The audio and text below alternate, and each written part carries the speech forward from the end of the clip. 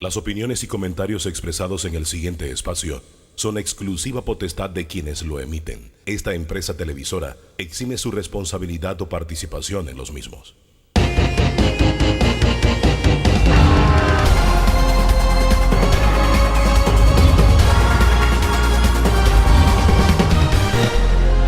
¿Qué tal? Buen día, bienvenido, bienvenida a este encuentro dominical con la opinión, el análisis, las diferentes corrientes de pensamiento aquí en Debate Abierto. Esta es la agenda que le proponemos hoy.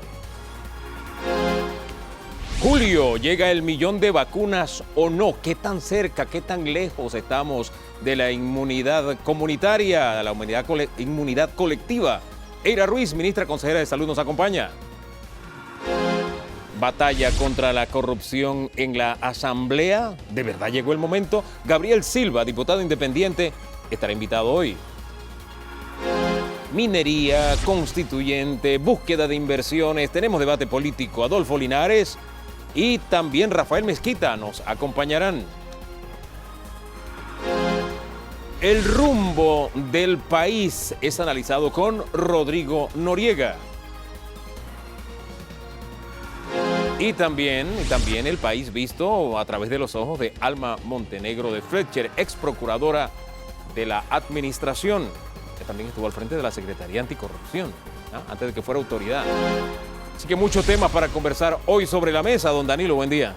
Sí, hoy tenemos una semana que encara la vacunación como un ejercicio de salvavidas. Así es. O sea, ya estamos en la etapa de ver dónde está el salvavidas con la vacunación. Bueno, y precisamente la ministra consejera de Salud nos acompaña porque con ese tema vamos a comenzar. Ministra, buen día y bienvenida. Muy buenos días, gracias por este espacio. De verdad que el tema de la vacunación es un tema de primer orden en este país porque estás hablando que salva vidas y lo estamos viendo en todos los recorridos que estamos haciendo a nivel nacional, sobre todo en el interior, con la participación masiva de los ciudadanos en las provincias. Yo quiero hablar sobre esas experiencias, las expectativas que hay, pero antes, cuando comenzamos, salió un cintillo que decía, aquí cumplimos con todas las medidas de bioseguridad, porque no en vano usted aparece sin mascarillas y nosotros también, y queremos que usted hable de esa experiencia, porque los medios de comunicación hemos estado sirviéndole al país en medio de la pandemia, cumpliendo con las medidas. Es lo que ha hecho posible que estemos aquí, y ya pasada la etapa de vacunación nuestra, nos tomamos estas libertades, pero no es que lo hacemos a la libre. Hay medidas con las que estamos cumpliendo y queremos que pase por sus ojos. Sí, que cuando llegué lo primero que pregunté era cuántas personas iban a estar en el set.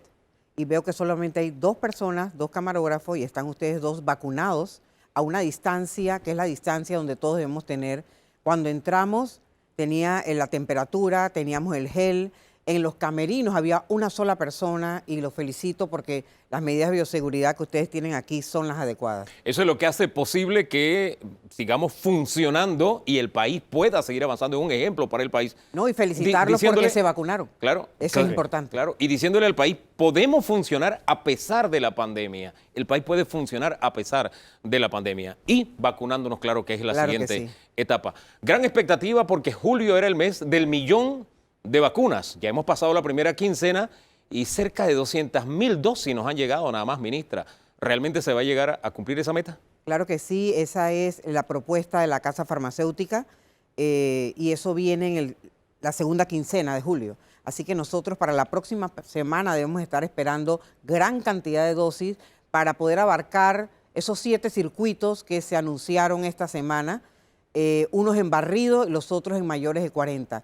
Si nos llegan más dosis de las dosis que nos deben donar, podemos nosotros hacer un cambio en la estrategia y agregar otros corregimientos y hacer un barrido a nivel general. Ahora, esta llegada de vacunas nos encuentra, a propósito de quincenas, con una quincena bien interesante en números.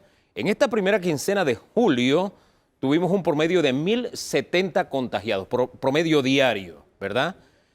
El total, 16.051 personas contagiadas en esta primera quincena. Tercera ola, ministra. Sí, definitivamente, y sobre todo vemos las edades. Las edades no solamente de los casos, sino las edades de los que están metiéndose en unidades de cuidados intensivos. La mayoría de ellos sin vacunas, de los que estamos viendo, porque eso lo revisamos todos los días. Y la edad, y el tema de múltiples patologías al mismo tiempo es lo que hace que estas personas lleguen. Los que se han vacunado no los estamos viendo en las salas graves ni los estamos viendo en intensivos.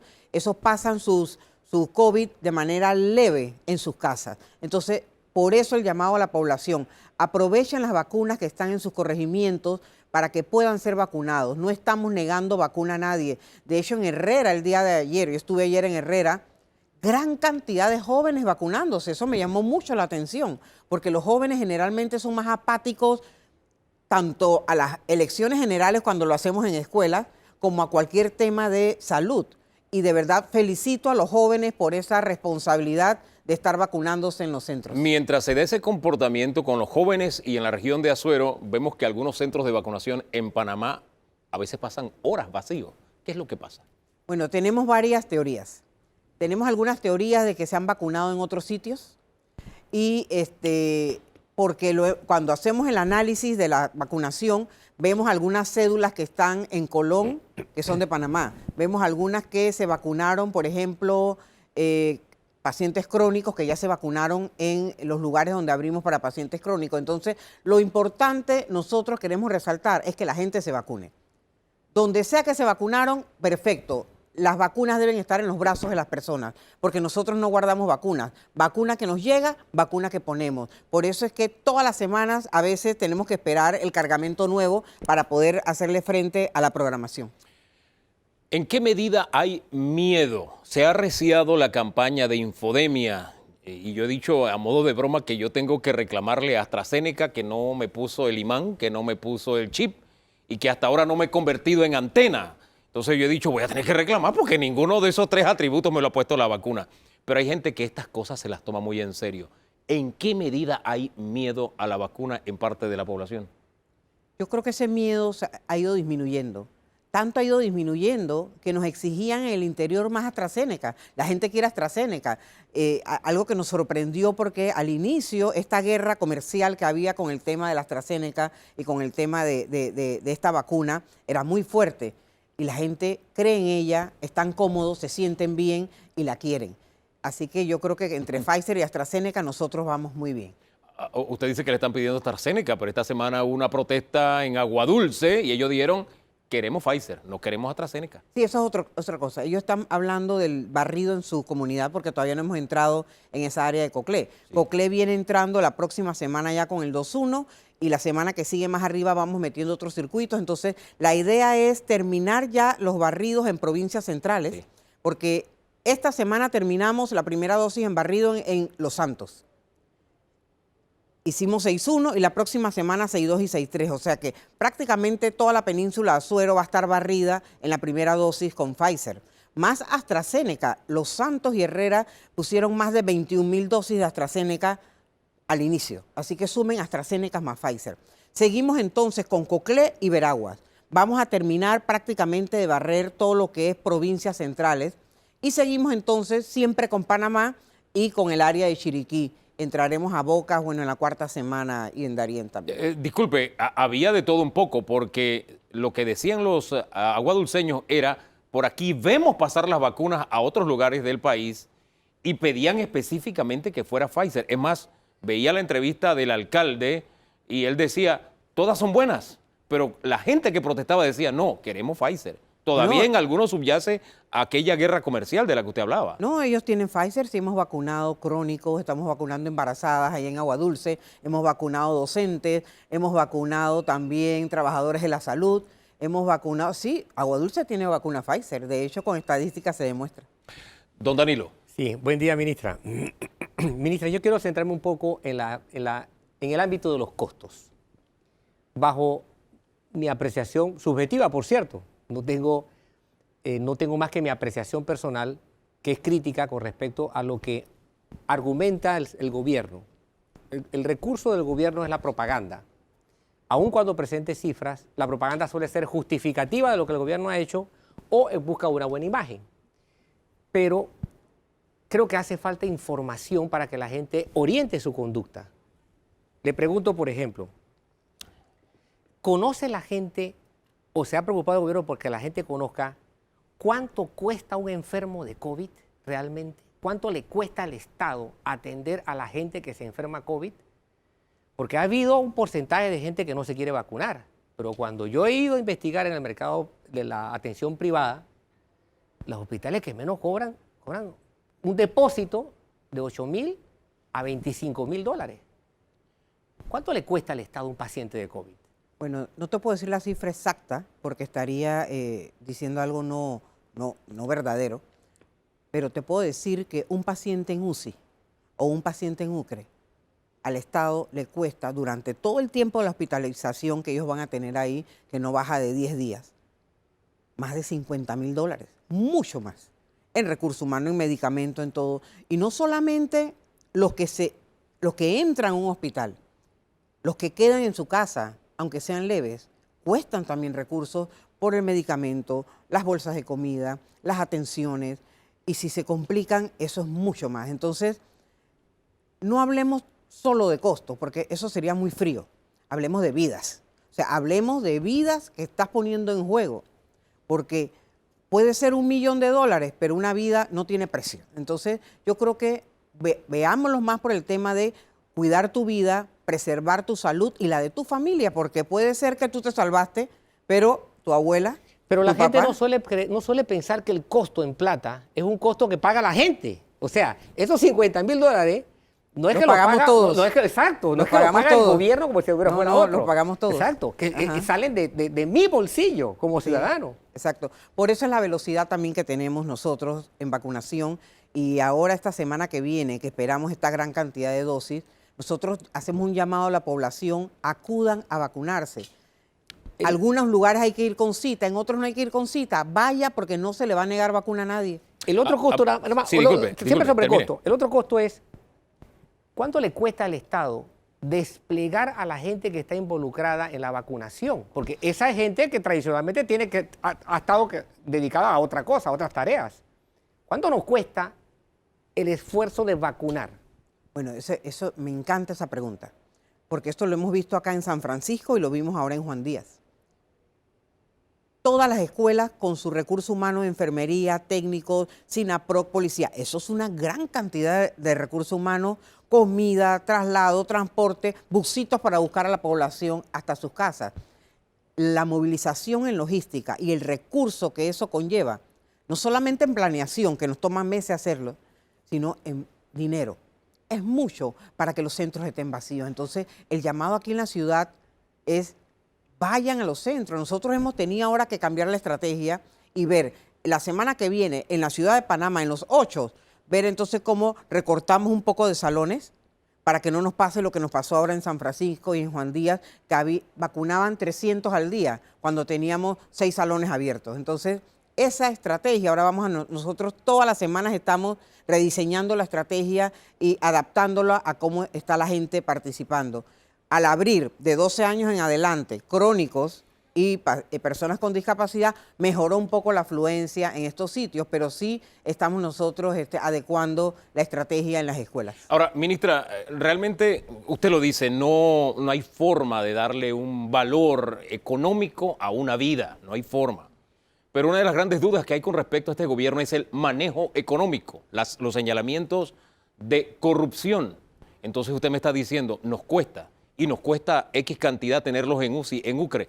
¿Usted no cree que es el momento de comenzar a rendir cuentas? Sí, en efectivo, nos cuesta esto para tener más claro cómo están utilizando nuestro dinero. De hecho, en ese sentido, al que lleva la estrategia logística nuestra en Panavac, hace 15 días le dije, hazme un informe detallado por cada estrategia de vacunación que hemos hecho en cada circuito, de cuánto nos ha costado. Ese informe sí hay que darlo, como dice la ley, 5 días después que terminemos todo, pero ya yo quiero el informe para ir viendo qué estamos haciendo nosotros en cada una de las provincias y regiones, de verdad cuánto nos está costando, cuántos hemos vacunado, hacer ese cruce y ese análisis económico y en salud que tú dices, eso se llama economía de la salud, porque sí, al final tendremos que dar un informe completo de cómo se manejó todo esto, porque la ciudadanía necesita conocerlo. Sí, y mucha gente, sumados nosotros como medios de comunicación, no queremos esperar hasta el final.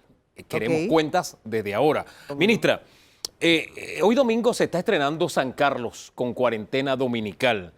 y hay reacciones y fuertes. José Ramón Icaza, por ejemplo, publicó el día jueves en su cuenta de Twitter esto: la Cámara rechaza medidas de restricción de movilidad que el MINSA sigue imponiendo en el país. Fíjese que hago énfasis en imponiendo. Es frustrante que insistan con medidas obsoletas que afectan el empleo y por ende las familias. Basta ya. Abran la vacunación para todos a nivel nacional.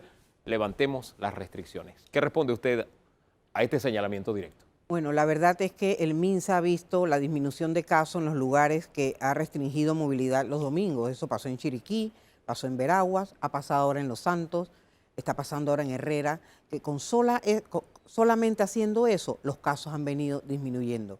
Nadie quiere cerrar, o sea, nosotros no queremos cerrar. El presidente no quiere saber de que estén cerrando lugares, pero cuando tú pones en la balanza aumento de casos, saturación en algunos centros hospitalarios, muerte, y ves entonces la tendencia, tú tienes que tomar acciones, porque después que pasa todo, dicen, ¿por qué no cerraron? ¿Por qué no hicieron esto? ¿Por qué no hicieron nosotros? Porque después que pasan las cosas, es que todo el mundo entonces empieza a decir, hubiesen hecho esto, hubiesen hecho lo otro.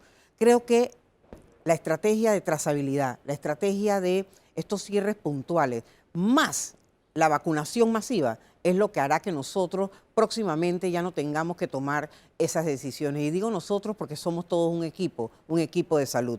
Así que si se cumplen lo prometido de traer más de 1 millón de dosis de esta semana que viene en adelante, yo creo que vamos a estar nosotros saliendo de todas estas cuarentenas y de todas estas restricciones de salida.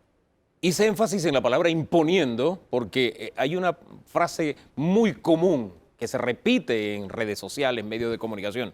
Y la pregunta es directa: ¿estamos en una dictadura sanitaria? No, para nada. Yo que conozco al ministro de Salud y a todo el equipo del Consejo Consultivo. Mira, esto tiene un procedimiento. Epidemiología presenta los números. El ministro lo discute con sus direcciones internas.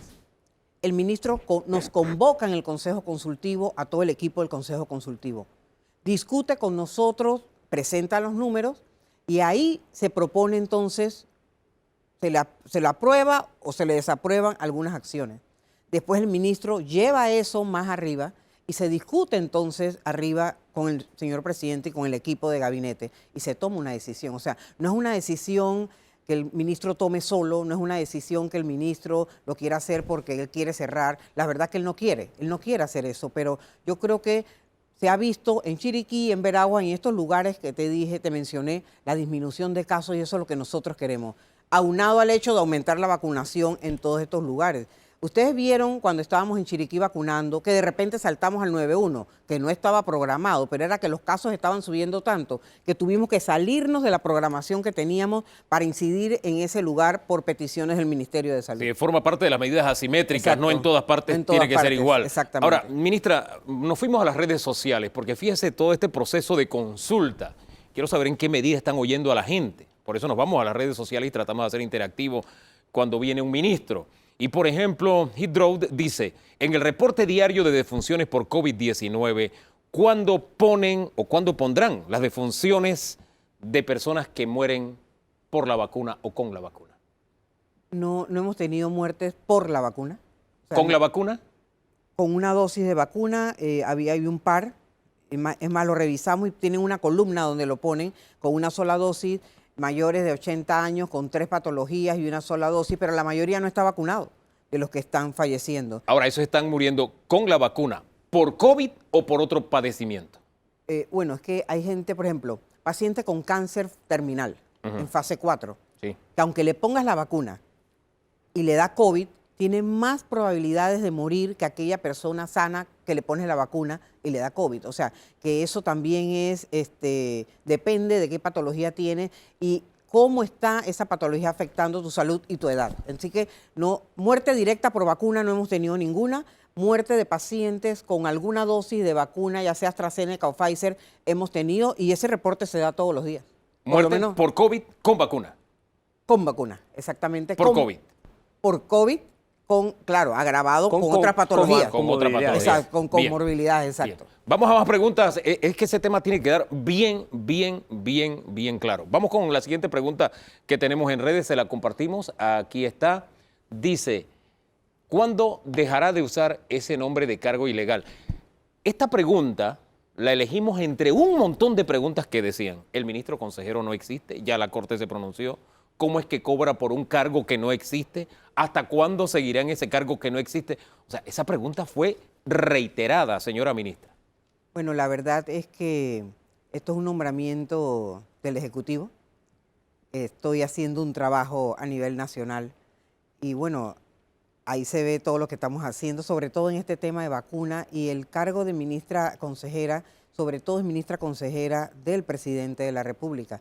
Claro que acompañamos al ministro Sucre en todas sus acciones, al doctor Enrique Lao cuando necesita también, y ahí seguimos haciendo esto hasta que se termine entonces el periodo y hasta que nos digan que seguimos aquí. A pesar de esos señalamientos, ¿ha pasado por su mente renunciar en algún momento? No, no ha pasado por mi mente renunciar. A mí me puso el presidente aquí, así que el presidente es el que toma esa decisión. Dos preguntas rapidito que se nos acabó el tiempo. Dice Luz Victoria Blanco, ¿por qué no vacunan en las empresas, en los corregimientos? Así se ayuda a reactivar la economía, o sea, que vayan a vacunar las mismas empresas. Primero, y el señor Luis Rodríguez dice, desde febrero o marzo hay personas que se registraron y no han sido llamadas a ponerse la vacuna Pfizer primera dosis. ¿Por qué? Ok, la primera pregunta, estamos nosotros hoy casualmente con esta cantidad de dosis que nos llegan, cambiando algunas estrategias, porque como nos venían pocas dosis, teníamos que focalizar entonces las dosis en algunos lugares. Ahora que tengamos la apertura con mayor cantidad de dosis, vamos a cambiar algunas estrategias para poder penetrar más rápido en los lugares donde se necesiten. Incluso yendo a las empresas. Puede ser incluso yendo a las empresas o abriendo también los AutoExpress a Pfizer para todos los crónicos que quieran ir a vacunarse entonces en estos AutoExpress de manera rápida. Y gente que se inscribió en febrero, qué sé yo, y todavía no han sido llamada a vacunarse. Pero ¿Por qué? puede ser que gente que se inscribió en febrero de 20 años, que se inscribieron, porque hay muchos jóvenes que se han inscrito Sí. en la plataforma y no les toca todavía porque de repente son jóvenes sanos, que no les toca la edad y en el circuito donde están inscribiéndose no hay barrido todavía. Así que puede ser eso.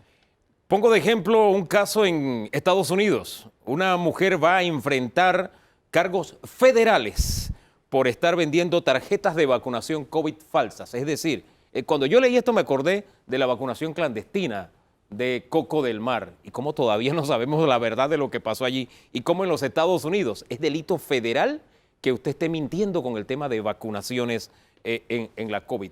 Usted en un principio, en este caso, fue mencionada insistentemente. En la investigación parece que no, hasta ahora no sabemos. ¿Qué debe pasar con este caso en Panamá y el ejemplo que nos están dando en otros Bueno, países? este caso tiene que llegar hasta las últimas consecuencias. Todos los ciudadanos necesitamos saber qué fue lo que pasó y al final que se pague porque está jugando con la vida de la gente. O sea, si la sacaron del MINSA, es ilegal. Si te pusieron solución salina, es ilegal. Y si la trajiste de afuera sin permiso, es legal. Los tres casos son ilegales, así que por ende eso tenemos que llegar hasta las últimas consecuencias y saber qué fue lo que pasó aquí y quién fue el que estaba involucrado en todo esto. ¿Quién o quiénes? Sí, quién o quiénes estaban involucrados. Así en sea todo esto. ministro o ministra. Así sea el que sea. Gracias, ministra, por haber estado aquí en Debate Abierto esta mañana. La ministra consejera en Asuntos de Salud, Eira Ruiz. Sí, hay una pregunta se me quedaría nada más. Señora ministra, ¿los congeladores se están utilizando? ¿Van a utilizarse? ¿Qué ha pasado con los congeladores? Bueno, cuando vino todo esto que cambiaron las temperaturas, esos congeladores se pararon. Nosotros seguimos con los que tenemos normalmente dentro de la institución, porque esos congeladores de menos 70 y menos 80, al ver que ya podíamos usar otras temperaturas, pararon entonces la adquisición de ellos. Una de las raíces de la corrupción, gracias ministra, es el conflicto de intereses. No hay normas claras. En Panamá hay un proyecto de ley en la Asamblea que se prometió será discutido. ¿De qué se trata? El proponente de este instrumento legal estará con nosotros, Gabriel Silva, pendientes luego de la pausa.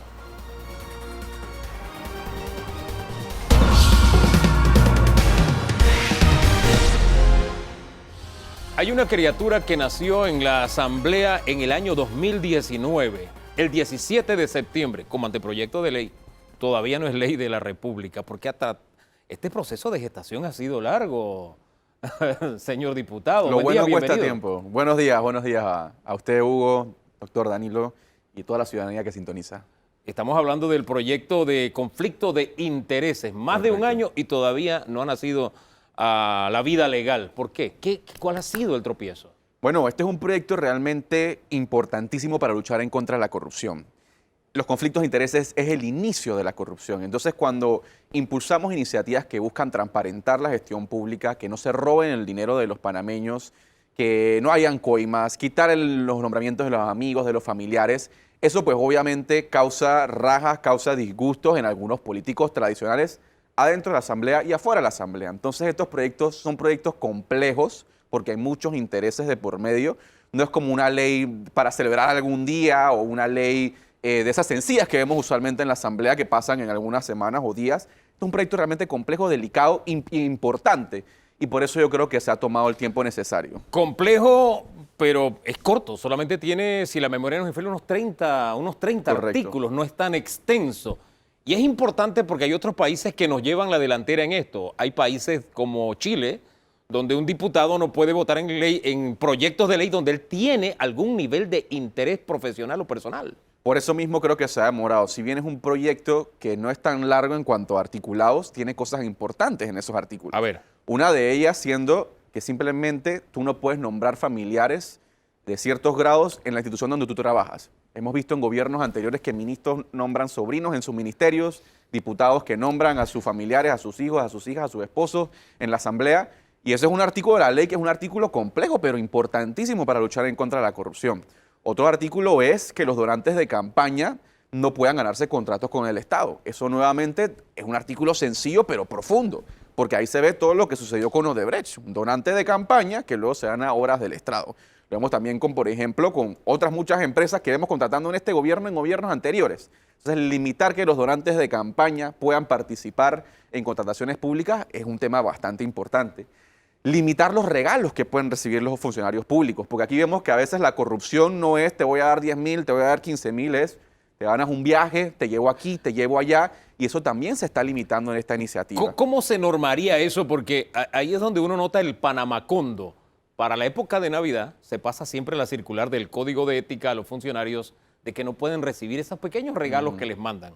Y eso es correcto, pero se ven las donaciones, Claro. se ven estos grandes regalos que en la parte superior del Estado, los de alta jerarquía, sí están recibiendo. ¿Cómo se normaría ese aspecto? De dos formas. Primero, teniendo una ley. Hoy no existe una ley de conflictos de intereses en Panamá. Tenemos diferentes normativas que nombran o mencionan conflictos de intereses, pero sin embargo, una normativa única que detalle qué es un conflicto de interés, cuándo sucede, en qué caso se da, cuáles son las amonestaciones, eso no existe en Panamá. Y eso lo ha recomendado todas las organizaciones internacionales anticorrupción, y cuando vemos los mejores países en tema de transparencia, tienen este tipo de ley. Y segundo, y un factor innovador que estamos poniendo en esta iniciativa, es la declaración jurada de intereses, que ahora todos los funcionarios públicos van a tener que hacer. ¿Qué es eso? La declaración jurada de intereses es que al inicio de tu gestión y durante tu gestión tú tengas que presentarle al ANTAI un documento que diga yo he trabajado aquí, yo tengo acciones en tal empresa, estas son mis familiares, ellos han trabajado en tales lugares. Es decir, que declares todos los intereses personales, profesionales que tú has tenido en tu vida y que el ANTAI pueda tener ese documento y pueda analizar si hay conflictos de intereses en ciertos casos y no, y alzar la mano cuando ve un evidente conflicto de interés y multar o suspender al funcionario que no tomó la decisión de retirarse de esa decisión. Entonces el proyecto es innovador en ese sentido, la declaración jurada de intereses, que es diferente a la declaración jurada de bienes. La declaración jurada de bienes es la que algunos funcionarios, lo queremos ampliar, hay un proyecto en la Asamblea para ampliarlo, tienen que presentar al inicio y al final de su gestión con qué cuentan, cuánto dinero en una cuenta de banco, cuántos carros, pero este es de intereses, esto es dónde has trabajado, qué participación tienes en tal sociedad, qué participación has tenido aquí o allá, para saber en qué situaciones puede chocar los intereses del funcionario. Y cuando me hablo de chocar los intereses es todo funcionario público tiene que tener como prioridad los intereses del país. Oiga, me quedo pensando en el tema de los diputados que son abogados. ¿Cuántos clientes has tenido? Total, eso es un conflicto de interés Un conflicto evidente. tremendo, ¿no? Don No, Danilo. igual el sector transporte, El sector del transporte por costumbre ha tenido transportistas en la Asamblea que impulsan... Es más, se le llamaba bancada transportista. Transportista, ¿sí? exacto. Sí. Eso dejaría de existir, ese tipo de Eso dejaría de coaliciones existir. en la Por Asamblea. ejemplo, también preocupante, hace poco el director del IDAN dijo que hay diputados que tienen intereses en carros cisternas. Eso tiene que acabar, eso es un conflicto de intereses. Son diputados de alta jerarquía que están negociando con el Estado por medio de empresas privadas. Este proyecto de ley busca eliminar precisamente eso, busca eliminar también las juntas directivas en donde pueden estar altos funcionarios públicos del Estado, diferentes juntas directivas y diferentes sombreros. Oiga, y eso se usa como herramienta política, porque incluso aquí en este programa hace unos días un diputado le decía a otro que no él, sino su pareja era la que hacía negocios, pero se usaba como una herramienta política. Claro. Pero al final ahí estaba el conflicto de intereses. Por eso el proyecto busca no solamente reglamentar el conflicto de interés del funcionario, sino en algunos artículos habla también que acapara la familia hasta cierto grado de consanguinidad. Entonces esa gente también tiene que reportar los conflictos de interés. Es una norma bastante ambiciosa, pero reitero, o sea, si queremos realmente luchar en contra de la corrupción, que no se roben el dinero de los panameños y que se ponga el interés de los panameños por encima del interés del bolsillo de un político, este es el tipo de normativas que necesitamos. Esta y muchas otras más. Esto no va a solucionar estos problemas de corrupción, pero es un avance significativo. Ahora, la ley pretende es que se exponga el interés del individuo, no que el interés sea un limitante o una limitante para que el individuo ocupe un determinado cargo. La ley busca prevenir. Esa es la parte más importante de la normativa, es prevenir. Al declarar sus conflictos de intereses a la ANTAI, y al entrenar a todos los funcionarios públicos, esta normativa busca crear un manual y entrenar a todos los funcionarios, el funcionario de ahora en adelante debe saber cuando él está presente con un conflicto de interés. Y en caso que tenga un conflicto de interés, él tiene que abstenerse. Por ejemplo, hay un artículo que menciona que si tú eres diputado y se va a discutir en la Asamblea un proyecto de ley que tiene que ver con farmacias, y tú eres dueño de una farmacia, tú te debes abstener de esa decisión porque hay un conflicto de interés. Entonces viene la parte preventiva, el entrenamiento de los funcionarios públicos para que se abstengan en decisiones donde hay conflicto de interés. Luego viene la parte sancionatoria. Si ese diputado o ese funcionario, sabiendo lo que es un conflicto de interés porque se le entrenó, sabiendo que existe porque hay una norma, igual toma esa decisión que lo beneficia a él más que a la ciudadanía, vienen entonces las multas y las sanciones, e inclusive la suspensión del cargo hasta por cierto tiempo. Pero no hay, sí. pero no hay una herramienta, no está prevista una herramienta que diga el funcionario no, o sea, la persona no puede llegar a ser funcionario si tiene un conflicto de interés. Que no puede llegar a ser funcionario si no tiene el conflicto. No está prescrita esa parte Ya, porque ok. va a depender de lo que tiene que hacer el funcionario en su día a día y en su trabajo. Pero se le ¿no? exhibe, porque llegando a ser funcionario... Tiene que presentarlo. Tiene que presentarlo y ahí queda... y ahí se va a ver. Ahora, ¿esa será información pública? Queremos que sea pública. No está en el proyecto actualmente. En la Fundación para la Libertad Ciudadana, Transparencia Internacional, está recomendando que sea pública y me parece una aseveración, una propuesta importante e interesante porque en muchos países también es pública, ¿no? Mire, usted hablaba del tema de los nombramientos de los familiares, por ejemplo, y en Panamá la inteligencia de nuestros funcionarios ya ha superado esa etapa. ¿Qué hacen? Bueno, yo soy ministro y yo no contrato a mi familiar, sino que el ministro X, Hacen una grosada. viene el cruce de los nombramientos. ¿Cómo se va a evitar eso entonces? Mira, de dos formas. A ver. El proyecto establece también otro artículo que se debe abstener, todo funcionario debe abstenerse de solicitar nombramientos. Eso es lo primero. O sea, que para cualquier cargo, cualquier ministerio, cualquier institución, yo puedo estar en el Meduca y yo pedir un nombramiento para el Ministerio de Seguridad, eso no se permite, abstenerse de solicitar nombramientos. Pero segundo, yo creo que más importante es que ese tipo de cosas se tienen que regular en una ley buena de carrera administrativa que ya presentamos a la Asamblea Nacional y que ojalá algún día se discuta. Ahí es donde se va a regular más profundamente el tema de los nombramientos. El día de su toma de posesión, Crispiano Adames alabó precisamente este documento, es decir, ya cuenta con la bendición del presidente de la Asamblea. ¿Eso garantiza que será debatida? Yo creo que, no sé si se garantiza, pero sí es un apoyo muy, muy, muy importante. Nosotros tuvimos este martes una reunión, comisión técnica, donde vino ANTAI, Contraloría, Dirección de Carrera Administrativa, órgano judicial. Estábamos diputados para trabajar el documento. Y el doctor Crispiano Adames vino y enfatizó que este proyecto tenía que convertirse en ley. Entonces yo veo que si hay un respaldo de la Junta Directiva, lo importante es asegurar y mantenerse vigilante de que no aprobemos cualquier proyecto y simplemente salgamos, mira, tenemos una ley de conflicto de intereses, Sí. pero en el debate nos sacaron lo más importante. Eso es lo que hay que asegurar que no suceda, pero yo sí veo una voluntad de que se convierta en ley. No es lo que entra, sino lo que sale. Total. Eso es lo total. importante. Pero por lo menos sí hay una voluntad de que se discuta y no quede archivado como los otros 8 proyectos anticorrupción que hemos presentado. Ahora, usted es uno de una comunidad de diputados que en su mayoría están en la acera de enfrente con respecto a la posición suya. ¿Confía usted que pueda conseguir el voto de sus colegas de partidos políticos a lo que usted ha criticado con toda la claridad a cambio de nada? Ese es el gran reto, doctor Danilo, pero yo creo que en este proyecto, por ejemplo, en la última reunión está la diputada Corina Cano, de Morinera, con muchas ganas de que se sacara, el diputado Ernesto Carles, del panameñismo, con muchas ganas que se avanzara. Y yo creo que sí hay algunos diputados líderes en la Asamblea Nacional que quieren que este tipo de iniciativas pasen. Hay algunos que definitivamente no, porque aquí cuando estamos tocando intereses de diputados que hoy en día pues tienen conflictos de intereses y que esto lo va a afectar y le va a afectar su patrimonio. Y ahí pues no va a depender tanto de mí, va a depender de la ciudadanía, de la presión que puedan hacer y realmente del poder político que tenga el presidente de la Asamblea Nacional y la presión que exista. Hombre, hay diputados que son la cabeza de clanes de poder, que tienen, Claro. tienen al hijo, la hija, el yerno, falta la abuela y el abuelo, si es que no están, y son hechos públicos conocidos. Yo dificulto que esos diputados vayan a apoyar esta iniciativa. Hay que hacer la lucha. Lo peor que vamos a hacer es quedarnos con los brazos cruzados. Hay que avanzar, hay que hacer el intento y hay que mantenernos vigilantes. Si la ciudadanía lo pide, si se dan estas conversaciones, si la gente lo solicita, si nos damos cuenta que ya no podemos continuar con tanta corrupción, yo creo que este proyecto de ley va a avanzar y se va a convertir en ley de la República. Si comparamos el país con un enfermo, ya que nos sirve de referencia el tema salud en los últimos meses, ¿dónde ubicaríamos a Panamá, enfermo de corrupción? ¿En un cuarto de urgencia, en sala de espera, en UCI? ¿Dónde estamos en corrupción? Yo creo que estamos ya casi muertos en el quirófano. Yo creo que históricamente hemos visto cómo vamos en picada. O sea, estamos en peor, no estamos ni en el hospital, no nos están dando tratamiento.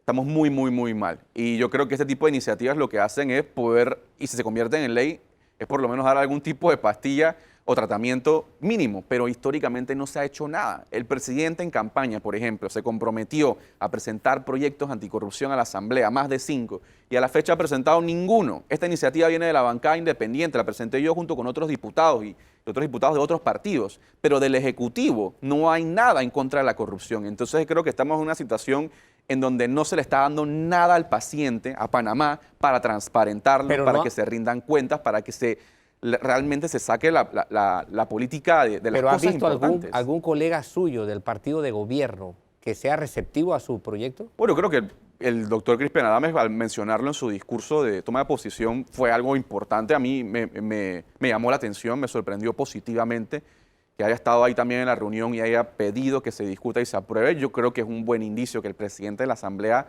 lo haya respaldado. Falta ver nuevamente qué va a pasar en el segundo y en el tercer debate, especialmente en el segundo, donde se pueden meter y sacar propuestas. Pero por lo menos está la intención. Y reitero, hay otros proyectos de ley anticorrupción muy buenos que los presentamos y que ahí quedaron. ¿Cómo cuáles? Declaración jurada de bienes, ampliarla para que, por ejemplo, los diputados tengan que reportar con cuánto entran o cuánto salen, la carrera administrativa para que se acaben los nombramientos de a dedo, modificaciones al Código Penal para la imprescriptibilidad de los delitos anticorrupción, la protección a los denunciantes de corrupción, en fin, hay un listado bastante importante. Señor Silva, gracias por haber estado esta mañana aquí en Debate Abierto. Vamos a dar seguimiento a este tema. Por favor, necesitamos su apoyo, necesitamos el apoyo de los medios y de los ciudadanos para que esto se convierta en una buena ley, no en cualquiera ley, una buena ley. Ahora, ¿en qué medida está el ciudadano medio común claro en esto? ¿En qué medida el panameño se da cuenta de que lo que se va en corrupción implica que no tiene obras en su comunidad? Se dan las inundaciones en su comunidad, las calles están en mal estado. ¿El panameño medio común traduce eso? Yo ¿o creo no? que cada vez más, Hugo, cada vez más los estoy viendo en los recorridos en el circuito, lo vi durante la campaña, lo vemos afuera de la Asamblea Nacional. Yo me pregunto, por ejemplo, ¿cuándo antes habíamos visto a personas exigiendo reformas al reglamento interno de la Asamblea? Jóvenes de clase media afuera de la Asamblea, reunidos, cientos de ellos pidiendo que se cambie el reglamento interno. Quizás antes hubiera pensado reglamento interno, ¿a quién le importa eso? pero ahora los jóvenes están mucho más pendientes de lo que pasa en la Asamblea, lo que pasa en el CENIAF. Así que yo creo que hay una fuerza de nuevos jóvenes y también de adultos que se están dando cuenta que le están robando al país, que le están robando sus oportunidades y que no merecemos lo que tenemos hoy. Así que yo creo que cada vez más esa conciencia está creciendo y eso me da esperanza a mí. Vamos a hacer una pausa. Gracias por haber estado acá, señor diputado, y en breve regresamos. Un debate. Vamos a poner en perspectiva lo que ha ocurrido en materia política esta semana, incluso la gira del presidente de la República, el planteamiento de renegociación con Minera Panamá y todos esos temas. En breve, un vocero de gobierno y también un vocero de oposición. En segundo.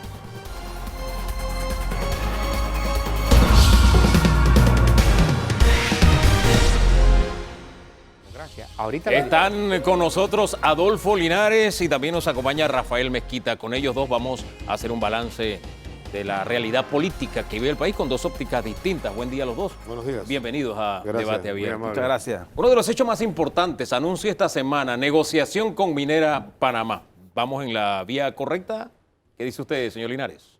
Bueno, yo sí creo que hay que renegociar el contrato con Minera y hay que resolver un tema legal que lamentablemente por un fallo de la Corte que para mí fue extremadamente extemporáneo y no muy correcto a mi criterio, hubo un limbo jurídico, pero yo estoy convencido de que Panamá, o sea, aquí hay hoy en día, si se traen empresas las correctas y serias como esta que está manejando específicamente esta mina, se puede hacer minería sostenible perfectamente. Se ocurre en España, ocurre en Europa, en Alemania, de cielos abiertos. Eso no, yo no soy abogado de la minera, lamentablemente, ¿no? Para que no digan después otra cosa, ¿no? ¿Ni la firma suya tampoco? Porque a veces viene por no, ahí la relación. pero es que yo o estoy en firma o estoy independiente. Yo no puedo estar facturando por Bien, fuera. no hay hombre, problema. ¿qué pasó? Tranquilo, venga. Eso ni lo pueden hacer los periodistas ni los abogados, ¿no? Venga, no hay problema. No tengo relación, lamentablemente, ¿no? Pero yo creo que es un proyecto que Panamá debiera aprovechar. Los pocos recursos naturales que tenemos deben ser explotados como los han explotado los otros países y nosotros podemos hacerlo de una manera sostenible, ¿no? 2%, Yo no veo ningún problema en eso. 2% de regalías. Es lo que obtenemos. ¿A cuánto podríamos aspirar? Mira, yo no sé, pero yo he estado conversando ese tema por cuestiones de amistad. Conozco a ciertas personas que trabajan en la mina y yo le hice esa pregunta a un amigo mío que estaba ahí y él me estaba explicando de que en los países, que los márgenes que se están manejando en Panamá son más o menos los mismos márgenes que se manejan en los temas de minería. Recuerden que, me decía él, que básicamente ahí previo a la facturación hay una inversión enorme porque que la empresa lo pone por delante, no es que es una inversión de capital par y par, en cuyo caso es diferente, pero en este caso la empresa puso por delante 6.000 millones de dólares, más o menos, más que la expansión del canal, y entonces tiene la regalía, que yo creo que se puede conseguir una mejor, pero según lo que me dice la empresa, y yo he podido corroborar, no estamos tan lejos de esa realidad. O sea, pretender a mi 40-50% no creo que eso se da con las condiciones. Hemos visto regalías Chile, Sudáfrica, otros países que alcanzan 40%, etcétera, 35%. ¿Podemos aspirar a esos niveles? ¿Qué instrucción lleva este equipo negociador o con qué óptica está mirando el tema regalías? Yo lo primero que destaco de este anuncio, primero el equipo negociador.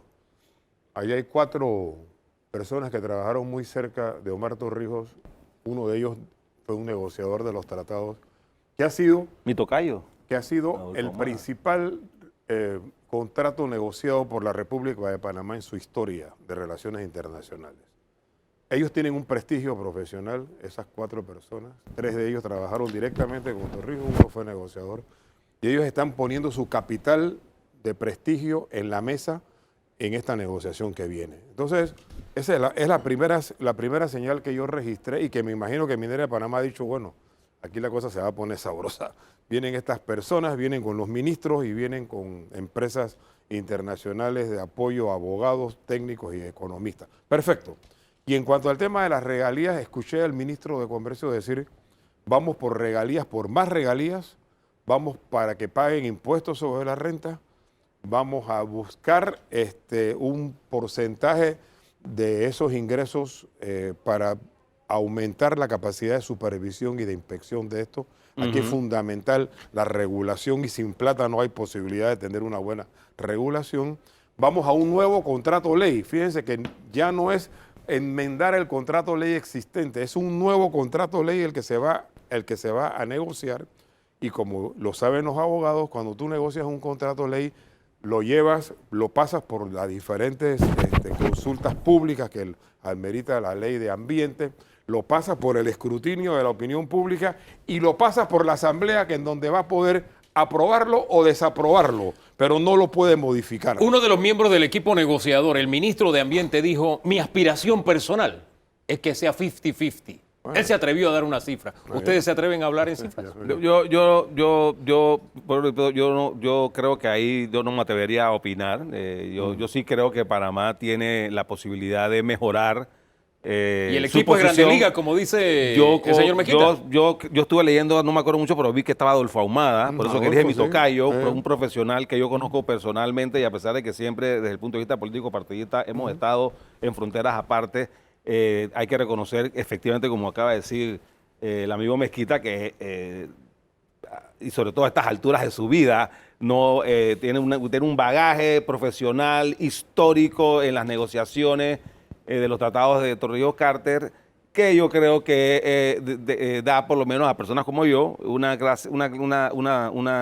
tranquilidad de que estamos en buenas manos. Ahora, atreverse a decir un 50-50 es un poquito osado, ¿no? Así es. Pero uno tiene que aspirar a lo mucho. Eso puede ser parte de la negociación. Uno tiene que apuntar alto, y más es un principio de negociación. Sí, yo quiero apuntalar algo. Esta empresa que funciona desde 2019 ha metido ya 6.700 millones de dólares en un país como el nuestro. Más que la expansión del canal. Que representa cerca del 3.5% del Producto Interno Bruto del país. Factura cerca de 4.000 millones. Le da trabajo a 5.000 personas en forma directa y a 30.000 personas en forma indirecta. 1.800 proveedores están dándole proveedores de servicios y bienes a esta empresa. O sea, esta empresa tiene una presencia económica en el país importante. Así es. Lo que hay que regularla bien y hay que aumentar el número de regalías y la cantidad de regalías y del impuesto sobre la renta. Esa es la posición que se ha transmitido. Ahora, pero que el vocero de gobierno en esta mesa me hable tan bien de la empresa. No. Yo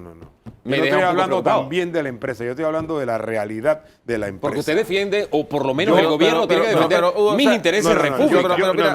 Sí, pero es una mesa de negociación. Yo no estoy en el gobierno, ni soy abogado de la empresa, pero yo conozco a la empresa canadiense. Es una de las mineras serias que hay en el mundo. Y yo coincido, o sea, y hay que tener en cuenta, sí, o sea, esta gente ha metido ya aquí más de 6.000 millones de dólares, que es más de la expansión del canal. Y yo creo que ahora se acogen a una negociación. Yo creo que el gobierno, y no lo está haciendo, yo creo que lo está haciendo bien en ese sentido, no debe entrar a esta negociación como una especie de mazo en la cabeza para ver cuánto le extirpo más a la empresa, porque eso no es lo que se quiere. Lo que se quiere es salir en una relación de win-win, ganar, ¿no? Donde ellos se sientan cómodos, porque es para que se queden y a lo mejor, si la cosa va bien, pues sigan aquí, y el gobierno y el Estado, pues, que reciba pues unos ingresos pretendientes. Así que yo creo que esa posición es la correcta. Lo uno con otra decisión reciente que tiene que ver con renegociación o negociación. ¿Por qué con Minera Panamá sí me siento a negociar? ¿Y por qué con PPC no?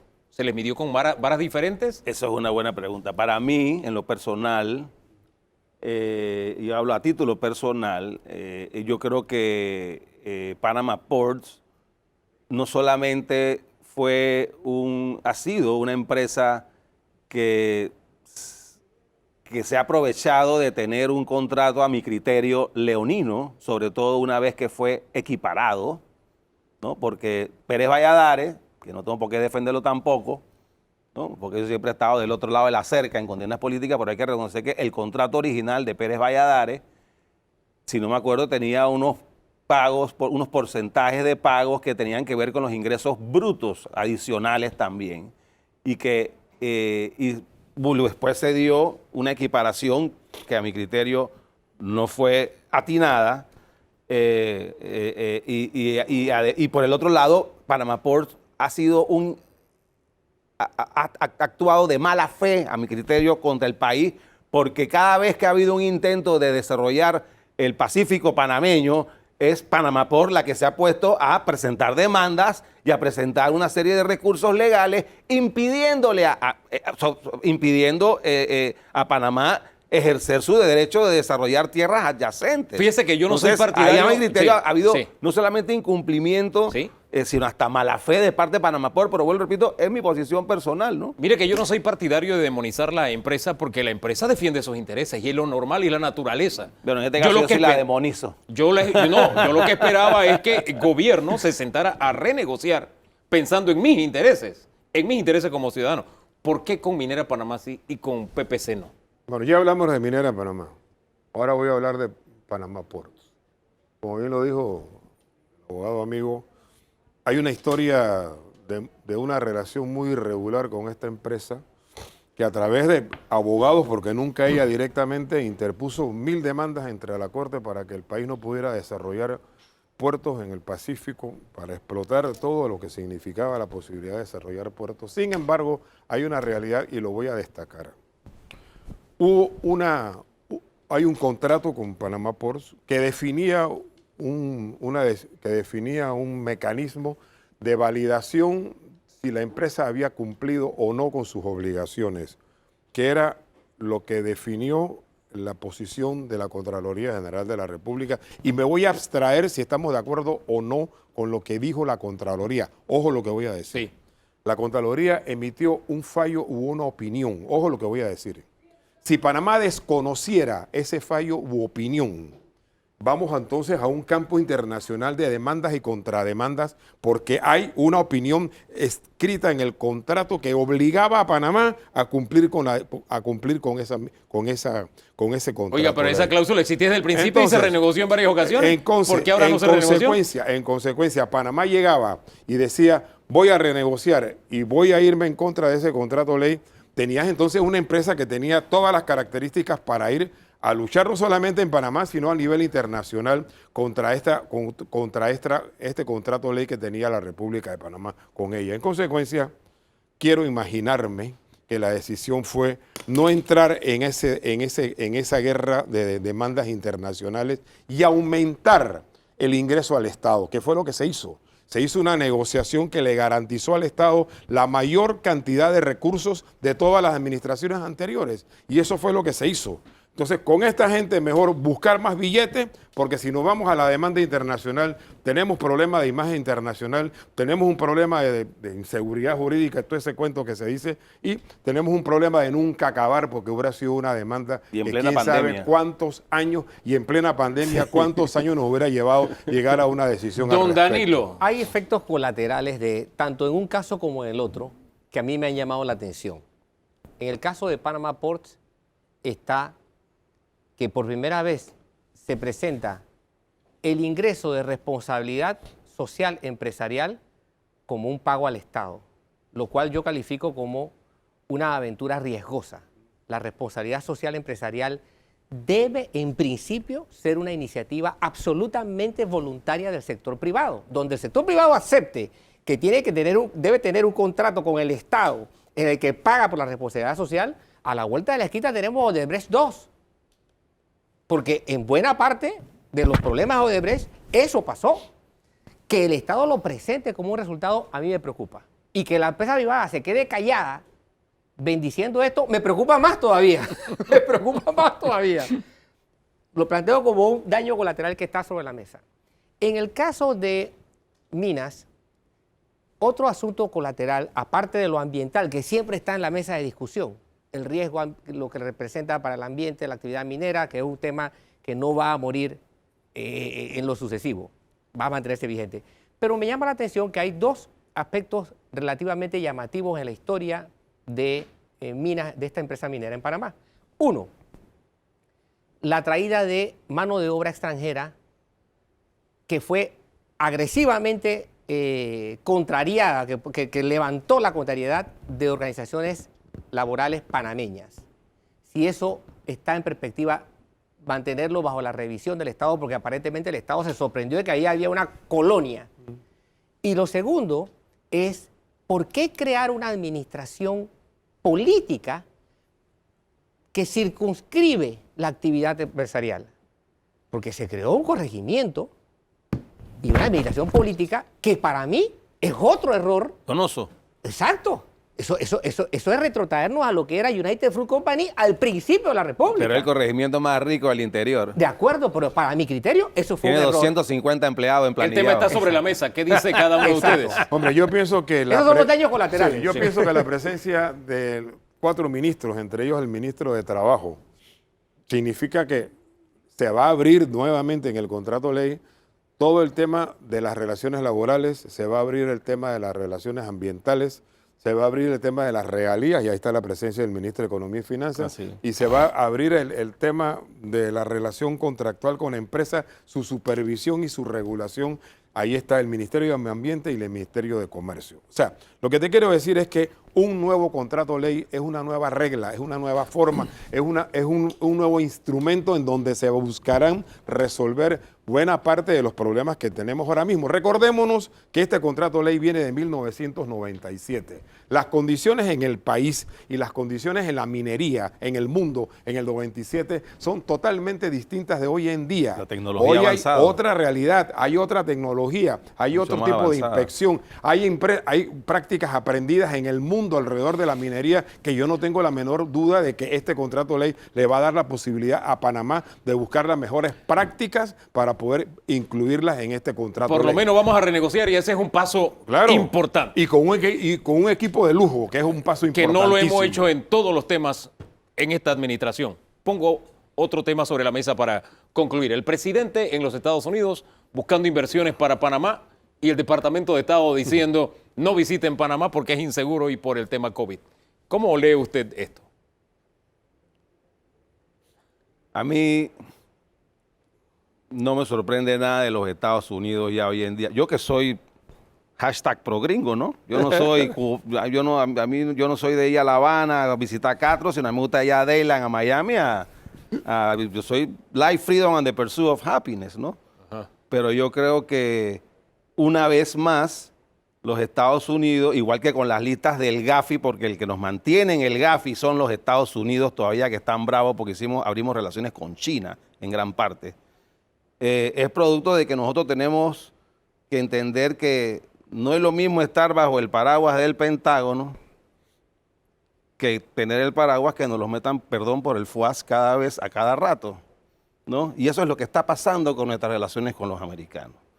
Y Panamá tiene que entender probablemente que para terminar de consolidar esa soberanía que se fortaleció con la firma de los tratados de Torrijos-Cartes, todavía tenemos una pata chueca, que es revisar el tratado de neutralidad, o si no abolirlo y denunciarlo, porque le da beneficios por la enmienda de Conchini hace entender a los gringos todavía que nosotros somos colonia porque le da un permiso, una razón de intervención.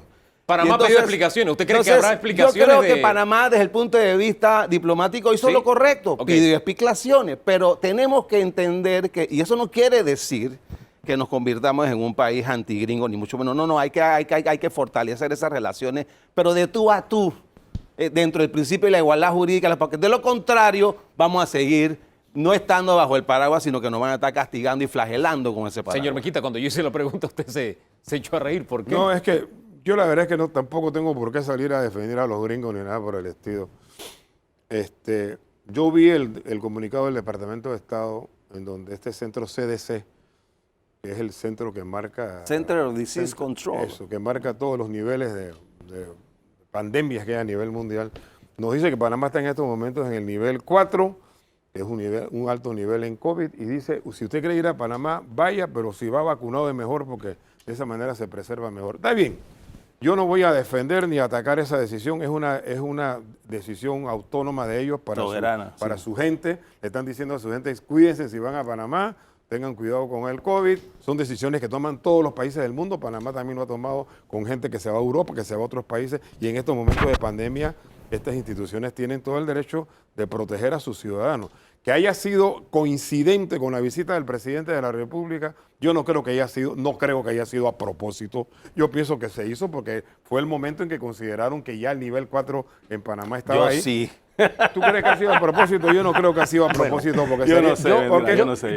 Porque además, o sea, había una visita del presidente de la República a Texas y la señal de parte de este CDC es una señal de carácter de salud. El presidente fue a promover el país, trajo, o por lo menos anunció dos decisiones importantes, una de Tigo, que va a invertir cerca de 250 millones de dólares, y 250. otro, un estudio que se va a realizar, un estudio de factibilidad para ver la posibilidad de desarrollar un hub de gas aquí en Panamá.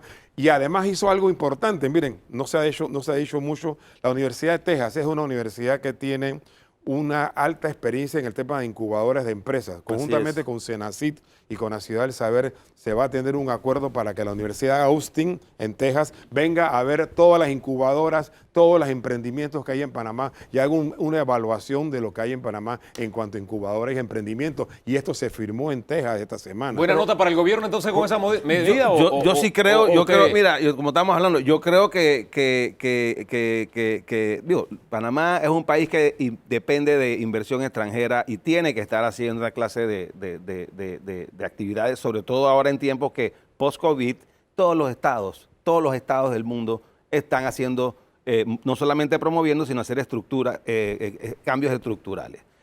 Yo sí creo que además de seguir con esto, además, hay una gente que va para Perú también la otra semana, un viaje de comercial, pero también se debiera, a mi criterio, entrar a discutir reformas estructurales que se requieren, como por ejemplo el Código de Trabajo, que yo sé que es complicado políticamente, pero hay que verlo, el tema del Seguro Social y de una vez por todas empezar a desregular la economía, porque gran parte de que tenemos un 60% de informalidad y es que tenemos una economía extremadamente regulada que tiene que empezar a soltarse. Usted tocó tangencialmente el tema de las listas. ¿Saldremos de Gafi este año? ¿Cómo lo ve usted?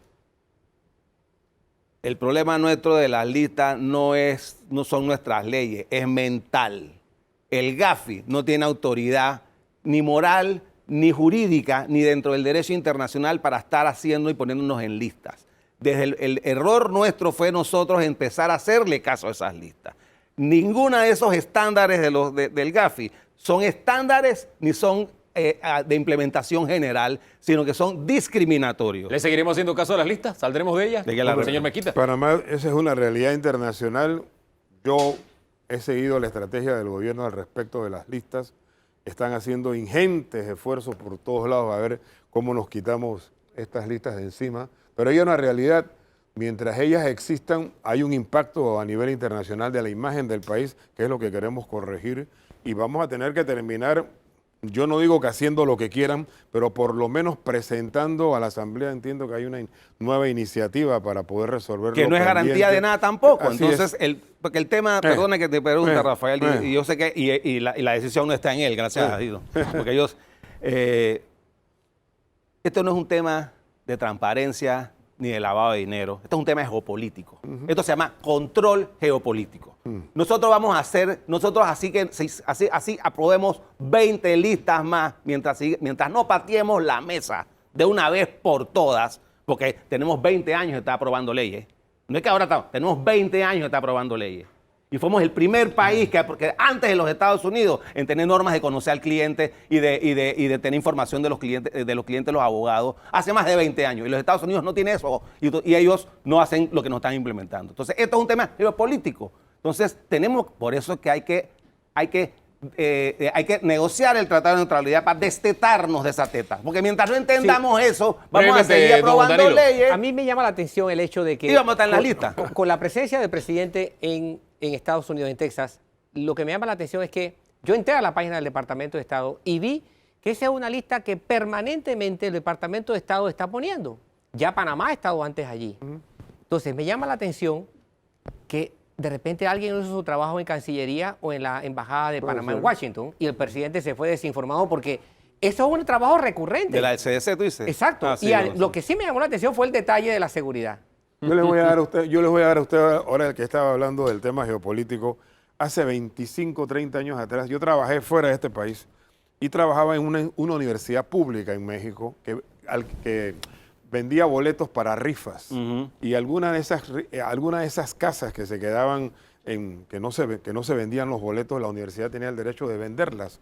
Y esos recursos, yo me acuerdo muy bien que vendíamos casas en muchos lugares de México y conseguíamos 250 mil dólares que nos pagaban por esas casas en algunos momentos en efectivo. O esta historia, depositaba yo ese dinero en la cuenta de la Universidad de Guadalajara, que era la universidad donde yo trabajaba, y no había ningún problema por un depósito de 250 mil dólares de una venta en una casa, mientras que en Panamá, y en ese momento, había ya problemas por un depósito de 5 mil dólares. Estoy hablando de 1990. Imagínate. Entonces, lo que te quiero decir es que hay un tema de geopolítica que funciona en el mundo. En esa frontera entre México y los Estados Unidos, en esa época, no había ningún tipo de control sobre el manejo de efectivo. Sin embargo, aquí nos tenían regulados con 5 mil dólares de depósito en una cuenta. Bueno, esa es la realidad del lo mundo. más triste pues. es que La realidad, más triste señores, es que sí. por pretexto del lavado de dinero, pues. los gringos son los mayores consumidores y los colombianos los mayores productores, y nosotros que estamos en el medio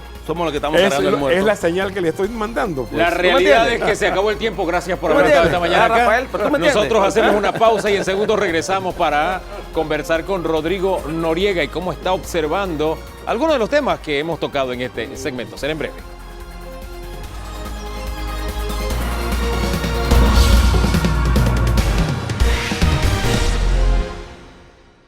Nos acompaña el abogado Rodrigo Noriega. Bienvenido a Debate Abierto.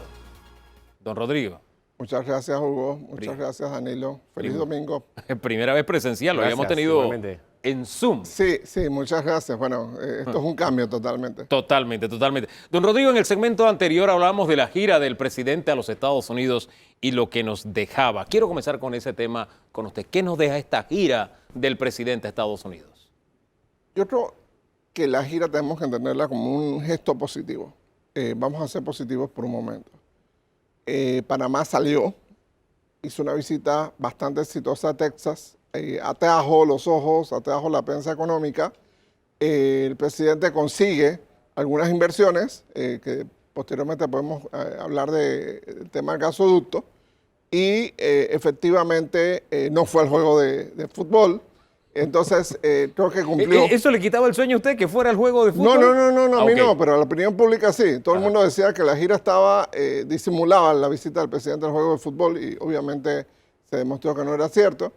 Y creo que fue bueno porque salió Panamá. Panamá salió a la cancha.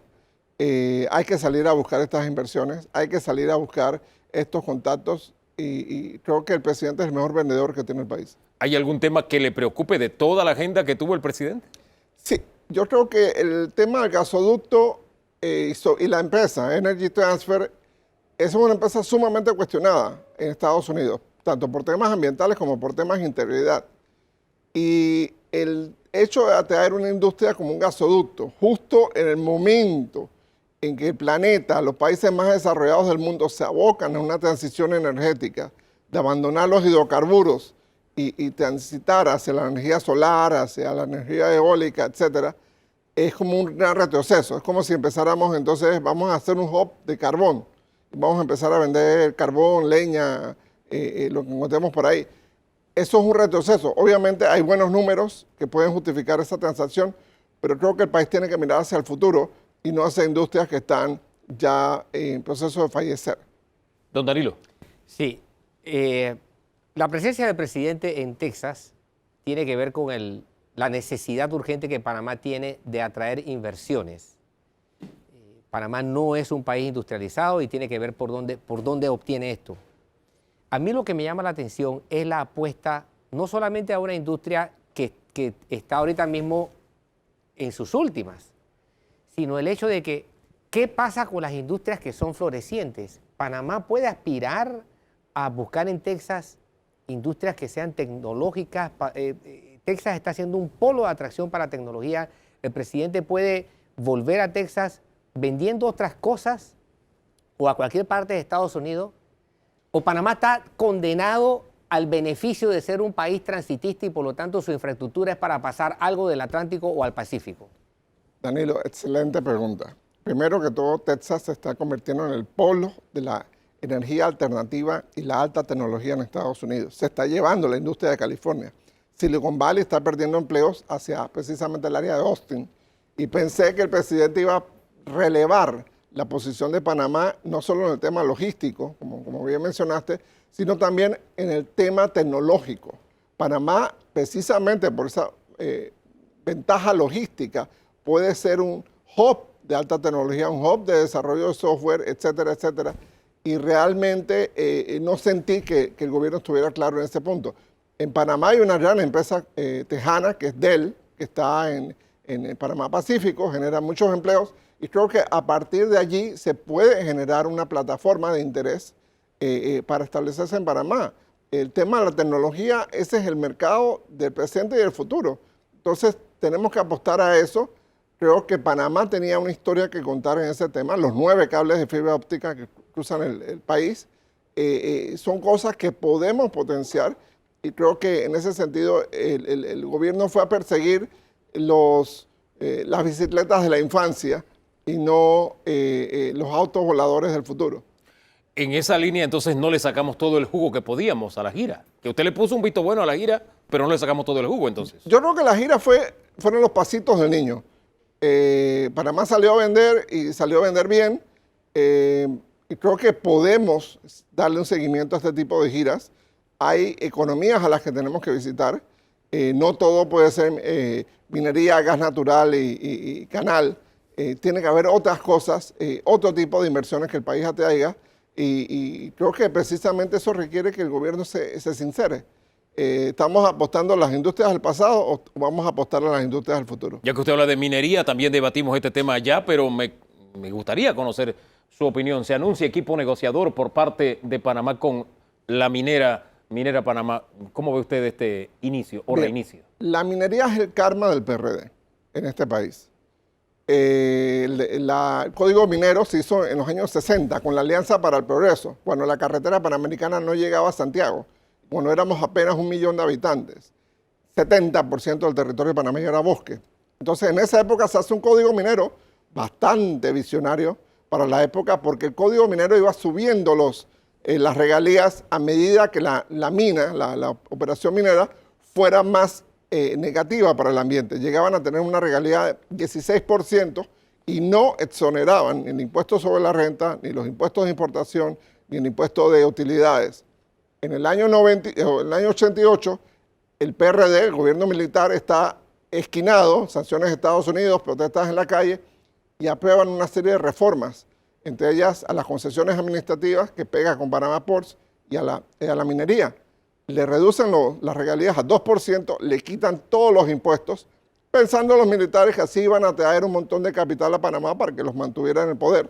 No pasó, pero cuando llegó la democracia no se revisaron estas normas. El gobierno de Pérez Valladares, del que yo formé parte, hizo el contrato ley 9 para el área de Donoso. La Corte Suprema lo declaró inconstitucional. El jueves pasado, la Corte finalmente decidió rechazar las solicitudes de aclaración, tanto de la empresa minera como del Ministerio de Comercio. Por lo tanto, oficialmente, el contrato ley 9 de 1997 no existe, es inconstitucional. Por lo tanto, la minería en Panamá es inconstitucional. Entonces, el primer problema que tiene el gobierno es resolver ese asunto. O sea, ¿cómo creas un marco jurídico para negociar algo? Segundo, esta negociación tiene pesos muy pesados. Un Nils Castro, un Adolfo Ahumada, un Marcel Salamín son gente muy pesada, pero sigue siendo un fuerte sesgo del PRD. No hay una amplitud de otros sectores allí, de otros partidos políticos, de otras visiones del país. Y tercero, que quizás sea lo más relevante, yo creo que el Estado no ha definido realmente su política minera. Entonces tú vas a negociar a ciegas, porque no sabes realmente cuál es la estrategia del país. En mi opinión, la estrategia del país debería ser no más minería.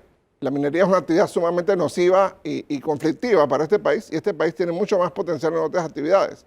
Pero tenemos que resolver el problema de Minera Panamá, porque ya está aquí, ya invirtió, y como se mencionaba en el otro segmento, las posibilidades de una demanda internacional pues son sumamente graves.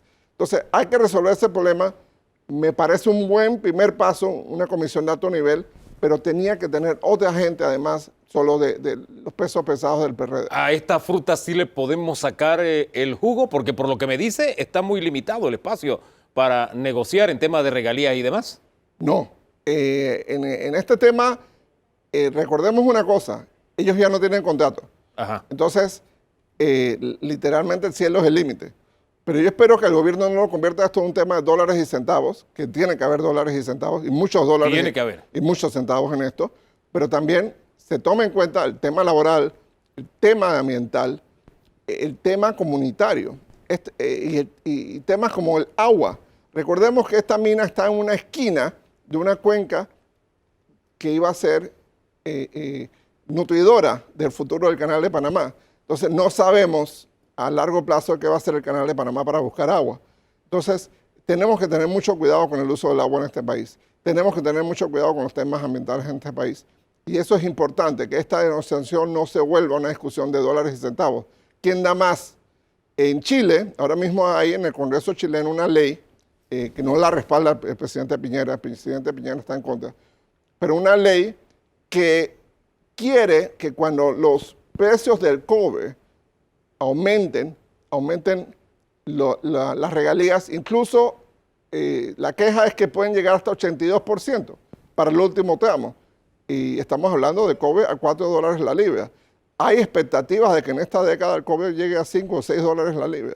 Entonces, obviamente esa plusvalía, esa ganancia exagerada de las mineras, todos los países del mundo están revisando cómo la consiguen. Esa es una posibilidad que hay que poner sobre la mesa, indexar entonces la realidad del mercado a lo que puede darle la minería a Panamá. Sí, pero entendiendo que Panamá no puede promover más minería. El país no tiene la capacidad ecológica ni social de sostener más explotaciones mineras como la de Minera Panamá. Don Danilo. Con la vigencia de este gobierno, en diciembre de 2020, hace medio año, Panamá recibió un estudio del Foro Intergubernamental sobre Minería, Minerales y Metales. El documento explica detalladamente tremendas debilidades que tiene el Estado panameño desde el punto de vista jurídico, desde el punto de vista institucional, desde el punto de vista de su estructura para el buen desarrollo de una minería de acuerdo a los parámetros de este foro, que a su vez es financiado por una institución no gubernamental canadiense. Me sorprende el hecho de que el gobierno no haga alusión para nada de este informe tan completo y que no haya ninguna iniciativa legislativa orientada a observar lo que este planteamiento significa. Es decir, ha sido una entrega lo más silenciosa posible. No sé si usted lo conoce. Totalmente. El IGF es un foro sumamente respetado del sector minero. En mi opinión es como una especie del cartel de Sinaloa de la minería. Pero sus recomendaciones son muy respetadas dentro del sector minero. Tengo una hipótesis, no hay forma de validarla en este momento, pero tengo una hipótesis de que el gobierno le tiene miedo a hacer una institucionalidad, un cambio institucional de regulación, etcétera, para el sector minero, porque entonces podría arrastrar otros sectores consigo. El sector construcción, el sector cemento, etcétera, etcétera, etcétera. Otros sectores que ambientalmente son sumamente nocivos para el país y que sabemos que sus explotaciones no necesariamente son lo más kosher que puede haber. Entonces, tengo la impresión de que ese es un posible obstáculo a ese cambio institucional, es que se van tirios y troyanos con el tema. Entonces, puede haber una resistencia en el cuerpo político a legislar ese tema. A propósito de tirios y troyanos se unieron para llevar a Crispiano Adames a la presidencia de la Asamblea. Ya es un hecho ocurrido y se dan los primeros frutos de la administración Adames. ¿Cómo observa usted lo que está pasando a nivel de la Asamblea? Mira, yo creo que el año de Crispiano Adames va a ser un año que la politología panameña y los historiadores panameños lo van a estudiar con mucho cuidado en el futuro. Marca un antes y después, pero no un antes y después positivo o negativo, marca un salto cualitativo. ¿En qué sentido? La clase política representada en la Asamblea Nacional decidió un método de negociación con el poder ejecutivo. Buscaron el negociador más duro que tenían disponible para que sea su articulador frente al ejecutivo. En otras palabras, ¿qué hay para mí al cuadrado? Kipiano es un negociador durísimo. Van a salir algunas iniciativas que necesita el país, obviamente, porque no es suicida, él sabe que tiene que apoyar al gobierno del PRD, etcétera, pero la negociación previo al periodo electoral va a ser durísima. Estos diputados son voraces, son caníbales prácticamente. Entonces van a sacarle concesiones importantes al Estado. Libertades de lotería, cupos de taxi, nombramientos, etcétera. Bolsas de comida, quién sabe qué más. Así que Kipiano es un excelente negociador para ellos. Para ellos me refiero todos los bandos de los distintos partidos políticos que están en la Asamblea, porque representa ese interés último del diputado que es reelegirse. O sea, esa fue la miel que atrajo, entonces, dice usted, es la tesis que tiene, atrajo a diputados de la bancada independiente y de todas las bancadas. Esa fue la miel que los atrajo. Claro, y recordemos que Castillero no fue muy bueno consiguiendo cosas. Incluso Castillero hubo videos en las redes sociales donde se quejaba que no había podido conseguir cosas para su propia comunidad. Entonces, el modelo, el plan B es alguien que sea un negociador más duro con el Ejecutivo para obtener más beneficios para los diputados. Don Danilo está muerto de la risa acá al frente suyo. Mire. Usted ha editado aquí algo, usted ha editado, ha hecho un análisis del ojo y yo coincido plenamente con ese, tengo que confesarlo. Ahora bien, hay otro aspecto que esto ha levantado sobre el escenario político panameño y esto ha levantado el hecho de que los partidos políticos son todas estructuras en franca crisis y aquí cobra relieve el individualismo del sujeto que es diputado y se entierra la validez, el sentido, el uso, la productividad de lo que se llama partido político.